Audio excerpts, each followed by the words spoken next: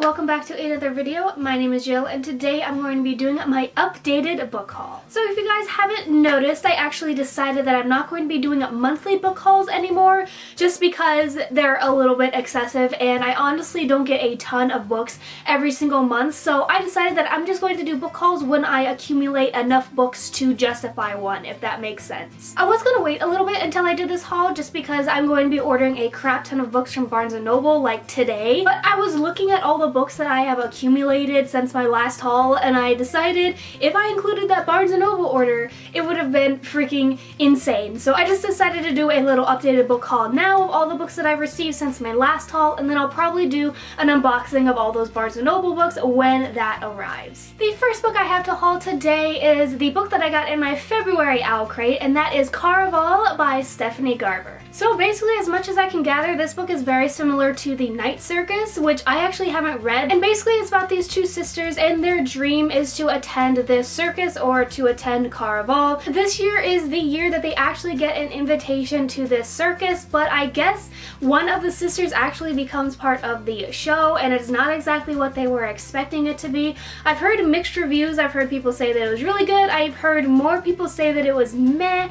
So I'm excited to find out where my thoughts lie on that spectrum, but overall the cover is very pretty either way. Next up I got The Valiant by Leslie Livingston, and this is basically a female gladiator story. I've actually already read this book because I had to read it for book club. This basically, like I said, follows a girl named Fallon and it is set in ancient Rome in the time of Julius Caesar, and she actually is taken and she basically competes in a gladiator pit, so it's like female gladiators, and it was really cool. I love that aspect.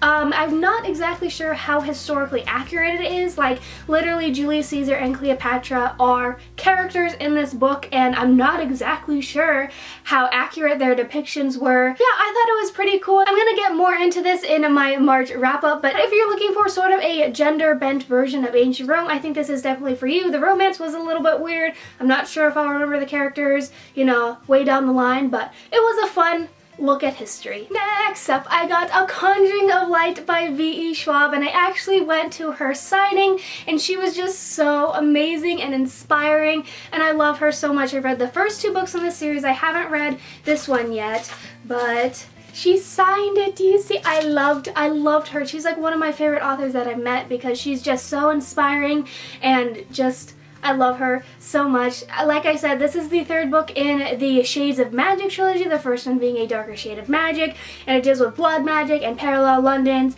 and all that kind of good stuff. It's a really fun series. I highly recommend it. Next up I have The Beast is an Anime. Next up I have The Beast is an Animal by, oh, this is gonna be rough, Paterno Van Arsdale. That is butchered. I'm sorry. I literally have the worst times with names if you haven't noticed yet.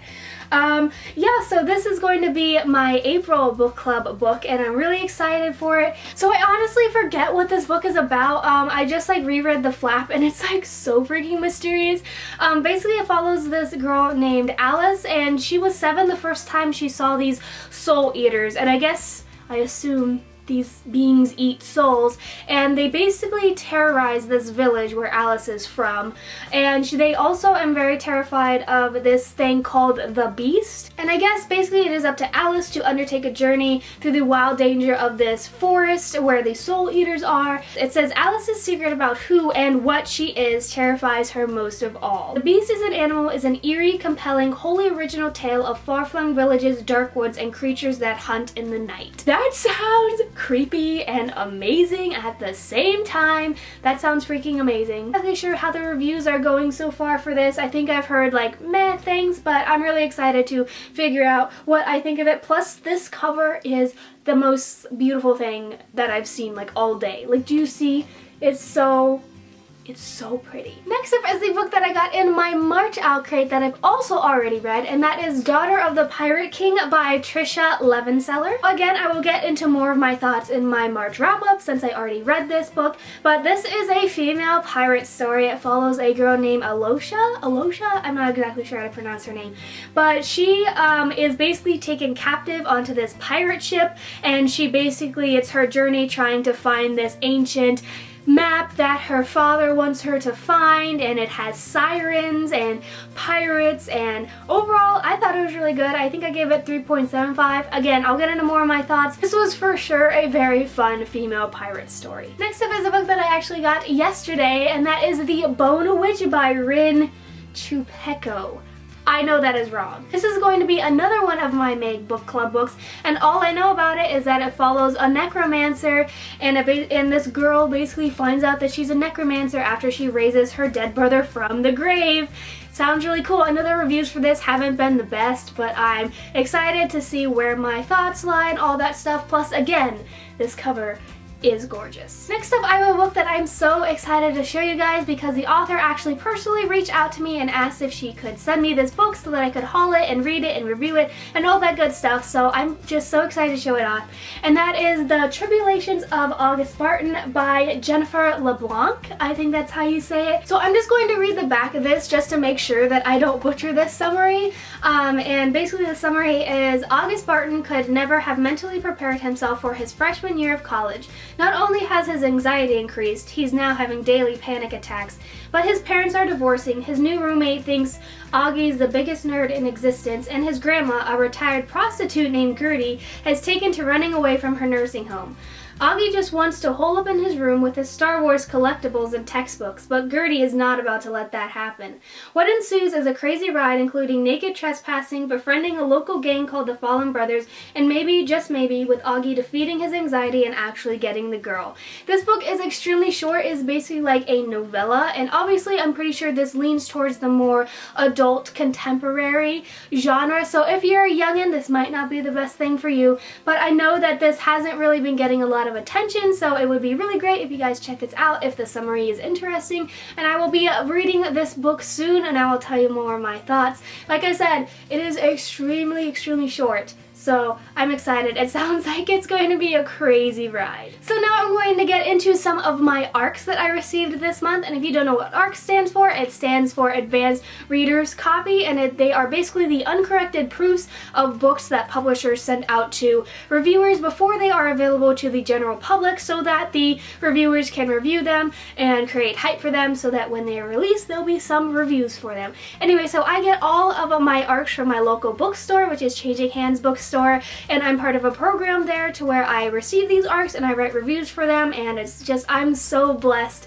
that those people are in my life because I got so many amazing ARCs that I'm so excited for. So let me just get into it. The first one I have is Wind Witch by Susan Dennard. This one is already out, but this is the sequel to Truth Witch by Susan Dennard, and basically this world is an epic fantasy world. It follows all these different kinds of witches, like there's truth witches, thread witches, wind witches. They all have different powers, as you can imagine. I'm really excited to get into this because I enjoy Truth Witch and I'm excited to see where the story goes. The next book I have is one that I legit yelped and ran to where it was when I saw it. I've already talked about this book in my favorite fantasy books, which I will link up there in the cards if you want to go check that one out, but it is Strange the Dreamer by Laini Taylor. This is Laini Taylor's new book, and it's now like one of my favorite books of all time. It was amazing. I loved it so much. I'm not going to tell you what it's about because it's freaking way better if you go into it not knowing much. It is a high fantasy novel. It is beautiful. It is gorgeous. The writing is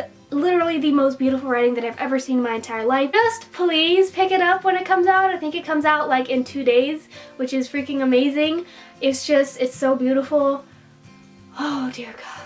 Next up, I have a book that I, again, just was so excited to see on this cart because this is one that I've been anticipating for a really long time, and that is When Dimple Met Rishi, I think, by Sandhya Menon. I looked up how to pronounce her first name. I'm so sorry if I did not pronounce that right. But this book, this is one that I've already read because I came immediately and read it. This book is basically an arranged marriage in a modern setting. It follows a girl named Dimple where all she wants is to go to this app programming summer school at Stanford. It's always been her dream to go into this field of like programming apps and being technical and all that stuff. So she really wants to go there, but her parents are really focused on arranging her with a husband. And it also follows a boy named Rishi, and he is completely and totally all for the arranged marriage. Like, he is a hopeless romantic. He wants to further the tradition. He wants to be arranged in a marriage, and so his parents sent him to the same Stanford Tech summer school to meet his arranged bride. This book was so... Okay. This book was so good. I will talk about it more in my March wrap-up. One of my favorite books ever. Please, this comes out, I think, in May of this year. It was so good. If you're looking for a wonderful summer read, this one is so good, and it's so diverse, and it was amazing. I loved it so much. Next up, I have an arc that I got yesterday, which, again, I yelped and ran to the cart because I'm so excited for this one, and it is Flame in the Mist by Renee Ahdieh. Renee Ahdieh wrote the Wrath and the Dawn duology, which, if you guys have been on my channel long, is one of my favorite duologies of all time, or one of my favorite series of all time.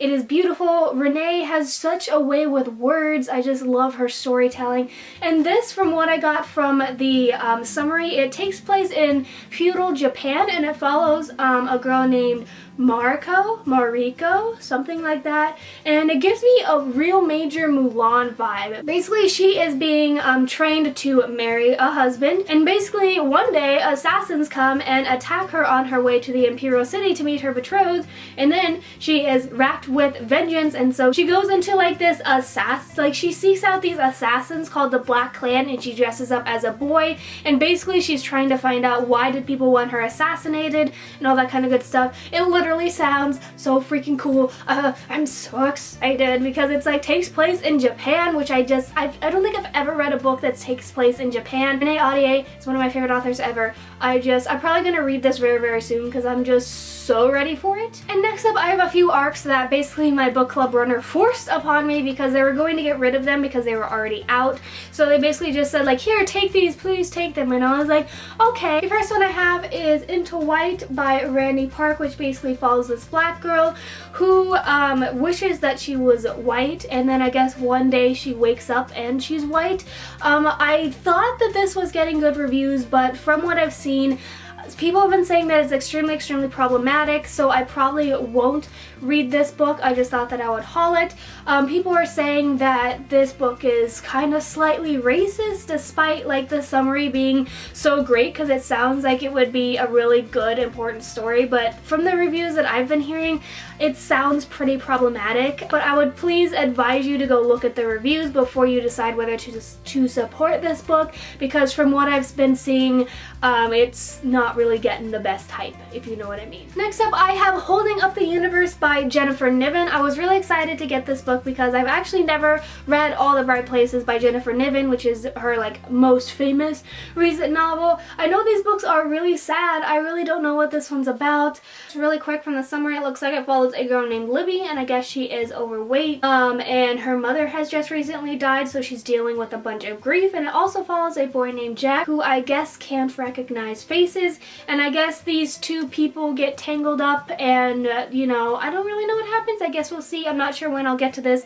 I know just Jennifer Niven's books are sad in general, so we'll see when I do that. Next up, I have A City of Saints and Thieves by Natalie C. Anderson. I've been hearing pretty good things about this book. So as much as I can gather from the summary, this book follows a girl named Tina and her mother who escape from the Congo and end up living in Kenya because they think it's going to be safer. But it does not stay safe for long because Tina actually finds her mother shot dead, and I guess Tina has to survive on the streets alone, and she becomes a master thief with revenge as her guide. So she's very you know, set on avenging her mother. I'm very interested to see what I think of this. Again, I can't recall exactly what the reviews have been saying, but yeah, it sounds interesting, I'll give it that. And finally, I have another one, which again, I'm not sure if I'm going to read, but it's called Our Chemical Hearts by Crystal Sutherland. As much as I can tell from the summary, it seems more like a book tailored towards like 13, 14-year-olds.